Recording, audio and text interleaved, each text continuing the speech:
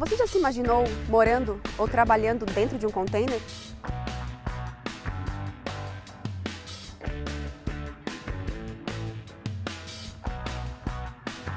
No programa Espaço Sem Escala de hoje, o escritório 3C Engenharia mostra que é possível partir da inutilidade à criatividade, unindo estética, técnica e ousadia em prol de uma arquitetura ecologicamente correta.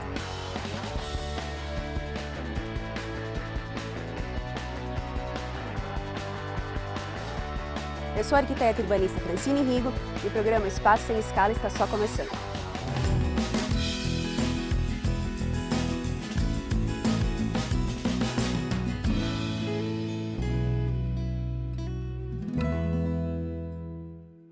Clédes, muito obrigada por aceitar o convite. É sempre bom termos profissionais qualificados no nosso espaço e falar um pouco mais sobre essa arquitetura nada convencional, né? Obrigado pela oportunidade. Eu acho que a gente vai mostrar um negócio que está começando a ficar corriqueiro na arquitetura. E há 7 anos atrás era bem raro esse tipo de projeto acontecer. Mas eu acho que é uma boa oportunidade para divulgar o produto. Clédes, conta pra gente como que iniciou essa ideia, da onde partiu. Então, antes a 3C ela estava numa sala alocada e o espaço ele foi ficando pequeno. E numa oportunidade que estava eu e um dos sócios, que é o Júlio César Perucchi, a gente estava em Florianópolis jantando num ambiente e um desses ambientes era o espaço container. Dali eu aproveitei a oportunidade, marquei num guardanapo essa ideia e ficou Aquele famoso croquis do Oscar Niemeyer. Exato, então, e isso ficou guardado numa gaveta por uns 2 anos mais ou menos. E a gente foi pesquisando e até que chegou uma hora que a gente não podia mais ficar onde estava muito pequeno. Surgiu a oportunidade desse terreno aqui e o projeto começou a sair da gaveta. A gente trocou uma ideia com o Marco Sônico e com a Maria Cristina. Certo. Na época eles trabalhavam juntos e de um rabisco e outro foi até que apareceu esse projeto aqui. E diferente de um projeto convencional, um projeto de containers, existe o projeto do arquiteto, existe a concepção do arquiteto e do engenheiro. Acho que foi um trabalho bem em conjunto, porque era uma coisa nova, não tinham assim muita experiência, tanto da gente que trabalha com execução e projetos complementares aqui, quanto eles na área de arquitetura. Então acho que as ideias somaram e resultaram nesse projeto. Na questão porque a gente tem os blocos dos containers, como é que foi trazer essas peças aqui para o espaço? Quando a gente pensou no projeto, a logística desses módulos aqui foi um desafio, assim, porque o bairro aqui é um bairro totalmente residencial. Para transitar aqui com um veículo pesado. As ruas não são tão largas, a faixa da rua não é tão larga. Exatamente. Então, assim, a gente teve que pedir autorização na prefeitura. Certo. Foi fechada essa rua. As carretas chegaram tipo 5h30, 6 horas da manhã. E trouxemos os 3 contêineres de uma vez só. E no mesmo dia eles já foram colocados na posição que ia ficar. Os 2 de cima ficaram apoiados sobre o contêiner de baixo. E onde tem o pórtico hoje, a gente colocou uns andaimes até que o pórtico fosse montado. Questão de prefeitura para aprovar o projeto? Normal, igual qualquer outro projeto. Foi feito projeto arquitetônico, os projetos complementares hidro, incêndio, elétrico, mesma coisa. Não teve licenciamento totalmente igual de um projeto convencional. E questão econômica? Quando a gente orçou o projeto, a gente já se deparou que não seria assim, na área econômica, teria uma grande diferença de uma obra convencional. Acho que se fosse construir outro hoje, eu teria algum tipo de economia. Na época a gente não tinha as soluções assim bem estudadas para poder ganhar tempo na montagem. 40% do que está investido aqui é mão de obra e a gente perdeu um pouco de tempo por não ter a solução ainda bem definida no início. Então acho que se hoje a gente fosse construir novamente uma obra com esse conceito, a gente teria uma economia maior. Mas não é assim a construção convencional custa X e a com container custa meio X, não é isso. Até porque a gente olha uma arquitetura limpa, né, com blocos de containers, a gente pensa assim, não tem estrutura, não tem aquela fundação, não tem os tijolinhos, então automaticamente a ideia que se tem é que foi reaproveitado e teve um custo mais acessível. Só que a gente cabe então e cai dentro da questão térmica e acústica.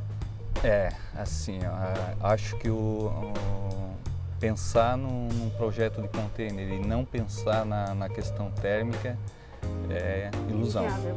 Totalmente, tá? Não tem como.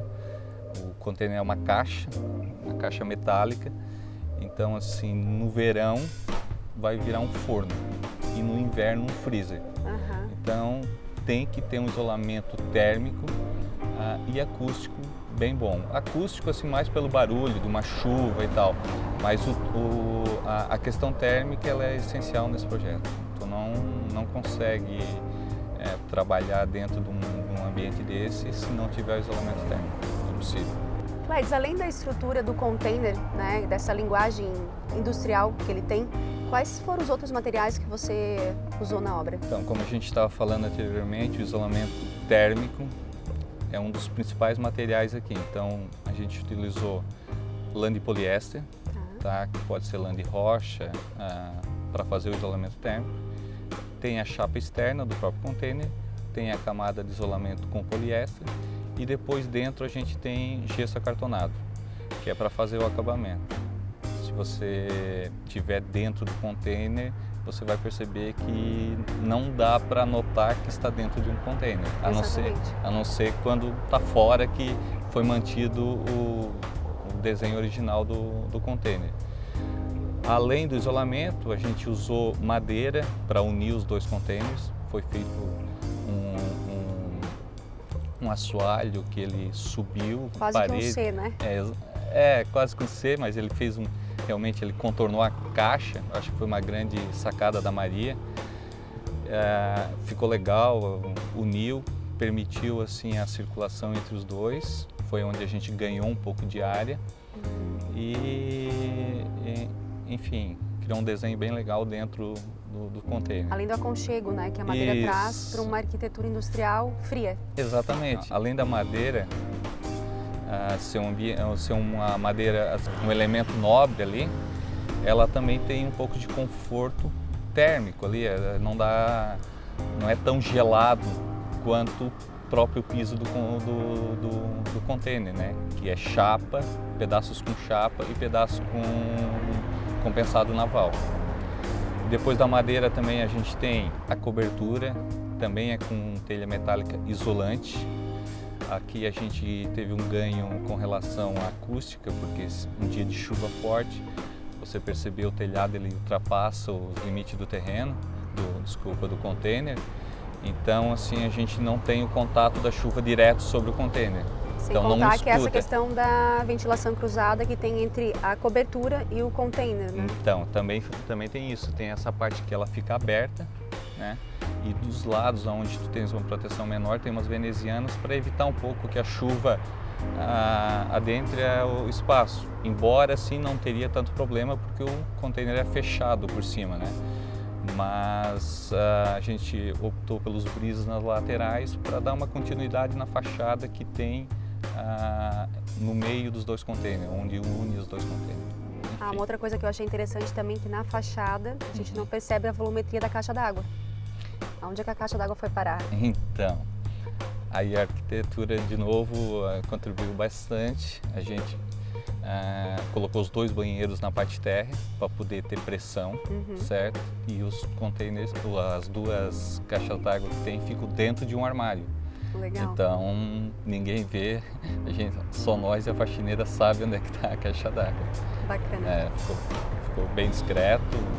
Enfim, quem está dentro não sabe onde é que está a caixa d'água. Uma outra dúvida também, a gente tem as paredes, né? Como que elas são fixadas? Porque a gente não tem uma parede de tijolo para fixar uma outra parede ou fazer uma amarração. Esse foi o que demandou maior estudo no início.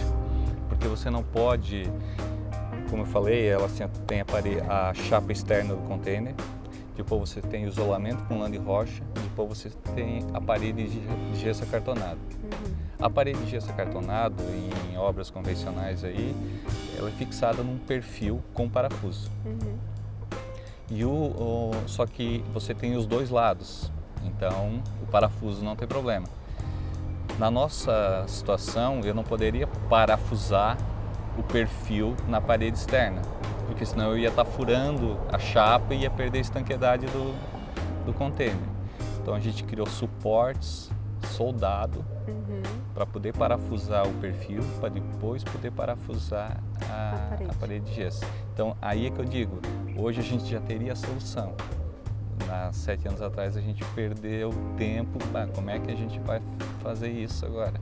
Então foi aí que eu digo que a mão de obra custou um pouco a mais do que deveria ter custado.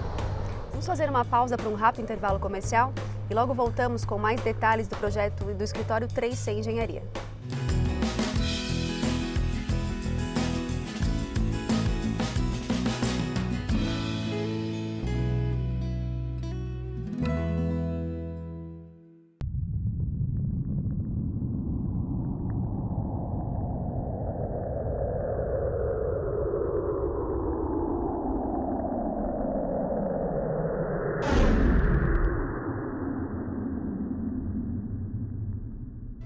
Nós não fazemos apenas parte da cidade de Criciúma como tantas outras empresas. Nós ajudamos há mais de 2 décadas a contar a sua história.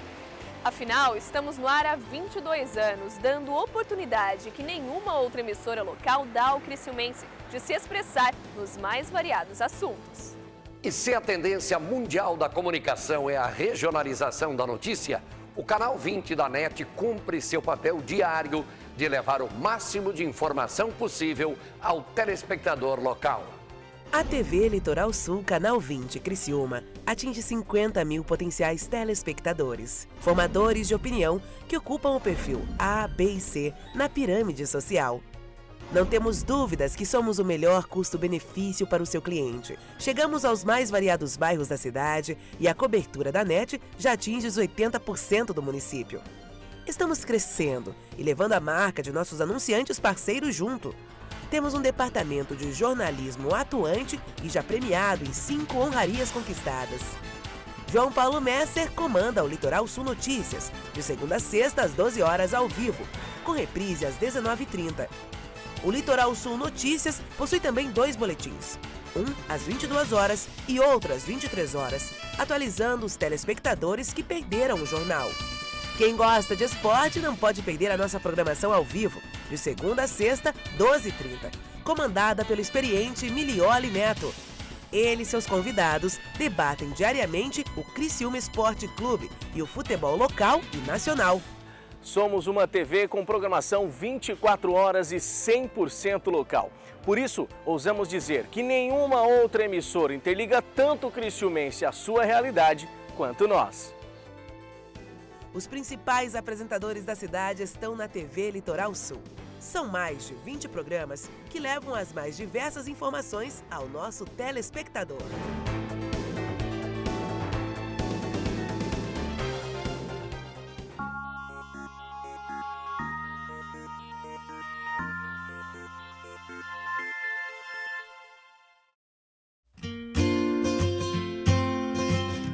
O que há de melhor em móveis e decoração você encontra aqui.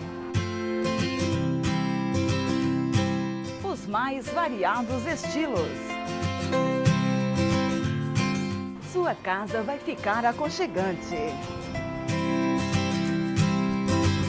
Aproveite as promoções especiais Pavan e renove seu estilo de viver. Pavan Móveis e Decoração, sua satisfação nos mínimos detalhes.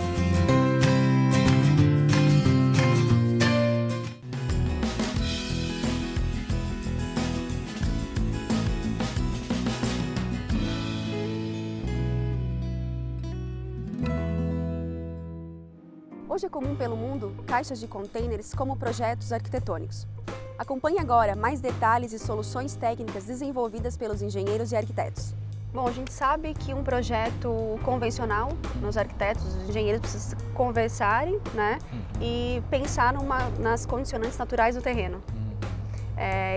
Isso aqui acho que não foi diferente, né? Não. Chuva, topografia, ventilação, iluminação. Enfim, não foi diferente. A gente teve todo o cuidado que se deve ter numa obra.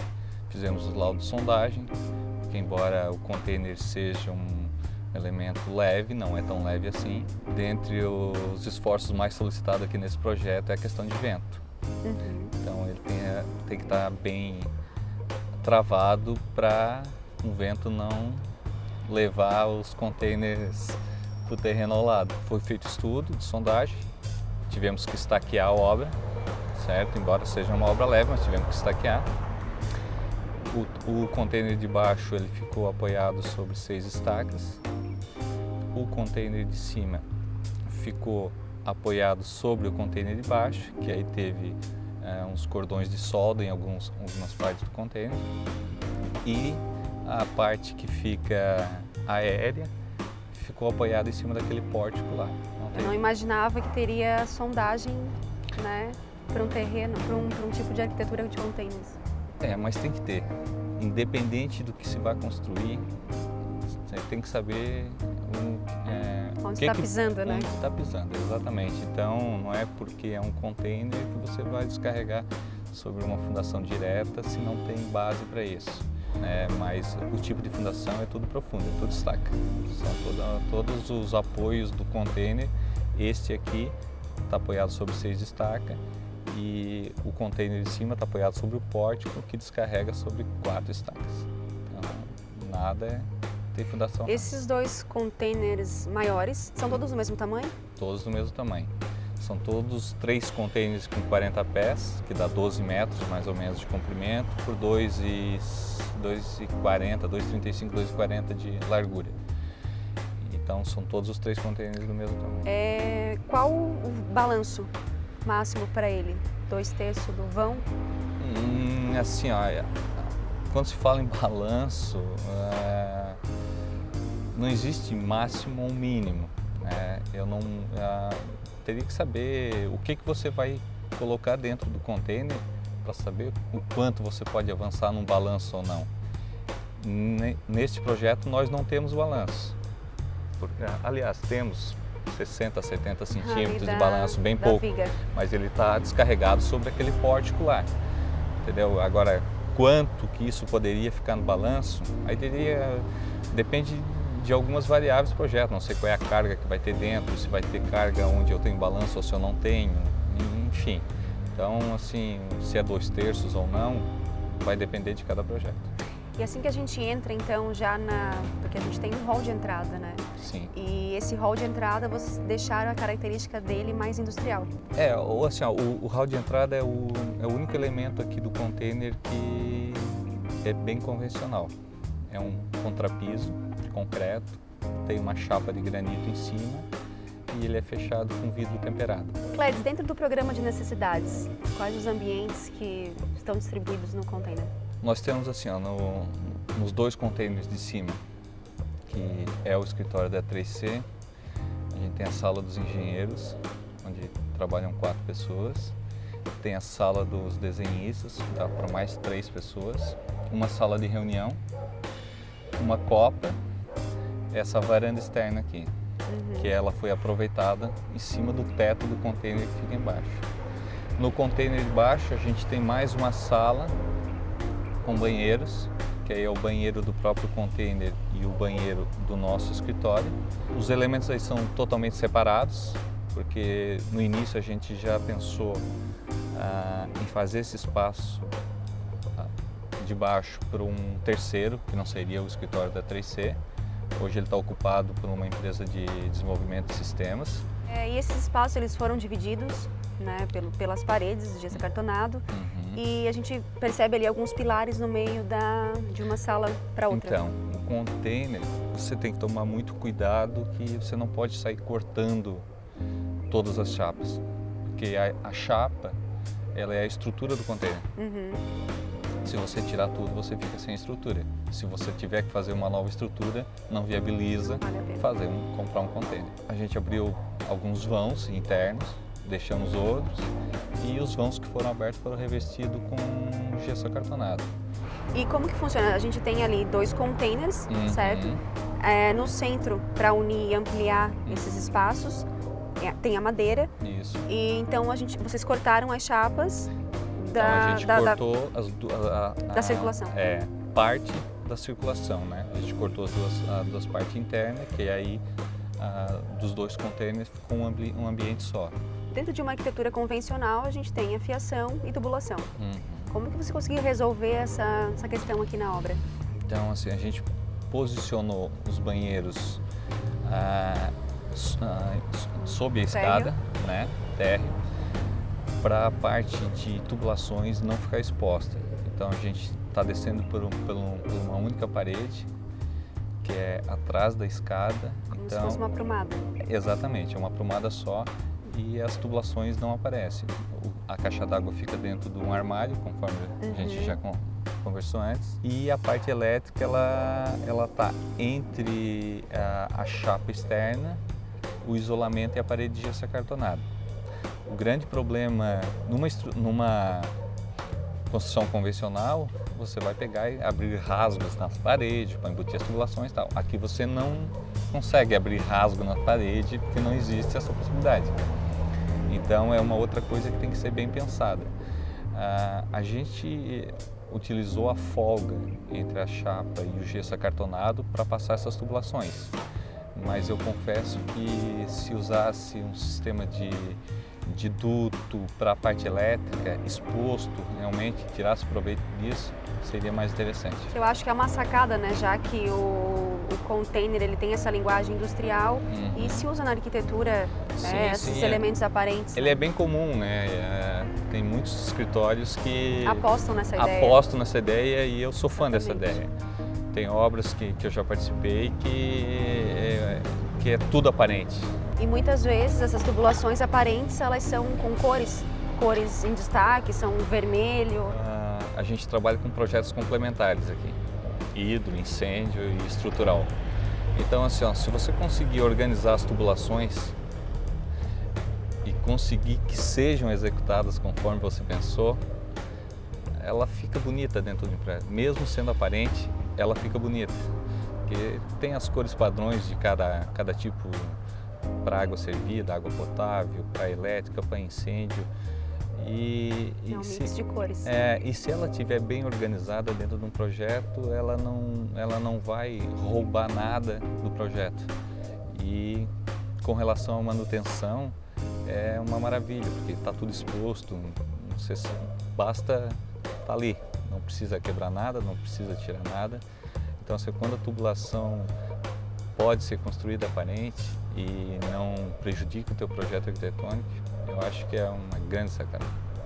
E essa questão, assim, você aqui em Criciúma ou região, a gente depara com poucas construções, acho que até 3, 4 no máximo, desse tipo de arquitetura? Assim, na época, quando a gente fez, eu acho que não tinha nada. Agora eu acho que tem mais os 2 escritórios, se eu não me engano, até na área de arquitetura, que fizeram algo parecido. Em Balneário Camboriú, eu sei que já tem um escritório especializado só nesse tipo de construção agora. E se você viajar um pouco, aí você vai ver, tipo, na Holanda, tem muita coisa com container, muita coisa. Para nós, exatamente. Para nós é algo novo ainda, mas é uma coisa que, como você falou bem no início da reportagem, se ele não for utilizado, ele vai virar sucata. E se você puder tirar o uso dessa sucata, transforma numa obra, né? Então, acho que... Exatamente. E essa vivência, eu acho, com esse tipo de arquitetura, eu acho que vale a pena trazer para a região. Essa vivência, eu acho que daí traria um pouco mais da questão de custos. Quanto mais você estudar, mais proveito você vai tirar das soluções, né? E a gente não teve por ser pioneiro aqui, não de obra também. Não tivemos.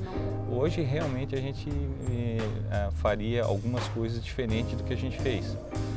E se você for atrás, certamente deve ter gente que faz muito melhor do que foi feito aqui. Aqui a gente fez meio que uma maneira de improviso, mas tem empresas hoje que trabalham já com soluções prontas para isso. E acredito que se tiver um projeto bem pensado, bem planejado, bem estudado, é uma obra super rápida. Você vai construir essa obra. Rápida e econômica, né? Tu pode chegar de 30% a 40% de custos, reduzir os custos. Eu não arriscaria todo esse percentual, porque ele tem algumas desvantagens em relação a uma obra convencional. Um deles é o isolamento térmico, que se você pegar qualquer casa, dificilmente alguém gasta dinheiro com isolamento térmico. Aqui é uma necessidade. Acústica também. Acústica. Então talvez esse percentual não seja, acredito que uns 20% ou 30%, mais barato que uma obra convencional. Agora, mais do que isso, hoje eu não arrisco chutar. Cleides, um prazo para execução e finalização de uma obra de containers? Esse projeto aqui, a gente demorou uns 6 meses para fazer, mas por não ter experiência. Certo. Se tivesse tudo bem planejado, acredito que em 3 meses, 4 no máximo, faria com folga. É interessante essa questão do prazo da entrega da obra, essa questão também dessa pegada de sustentabilidade, essa questão da redução do impacto ambiental que uma arquitetura dessa traz, né, pro planeta. Eu acho interessante e também se pudéssemos ter mais arquiteturas como essa aqui na cidade, né? Cleides, eu agradeço a participação aqui do programa. Obrigado. Fica aqui o convite para estar mais vezes e mostrar obras que temos por aí e quem sabe, né, mais obras de containers pela cidade. Eu agradeço também a oportunidade, não sei se eu consegui mostrar para vocês realmente o que é uma obra com container, mas a porta está aberta. Eu lembro que quando a gente trouxe isso para cá, a vizinhança ficou um pouco preocupada assim, com o que ia acontecer, mas eu acho que depois, no final, assim, o projeto não... Foi bem aceito. Foi bem aceito e despertou assim, interesse de um monte de curiosos assim, que às vezes bate aí, como é que posso ver? Então é legal. E uma boa referência. Uma boa referência. Obrigada pela entrevista. Obrigado também. O programa Espaço Sem Escala fica por aqui, mas voltamos no próximo com o melhor da arquitetura e urbanismo. Muito obrigada pela audiência e até o próximo programa.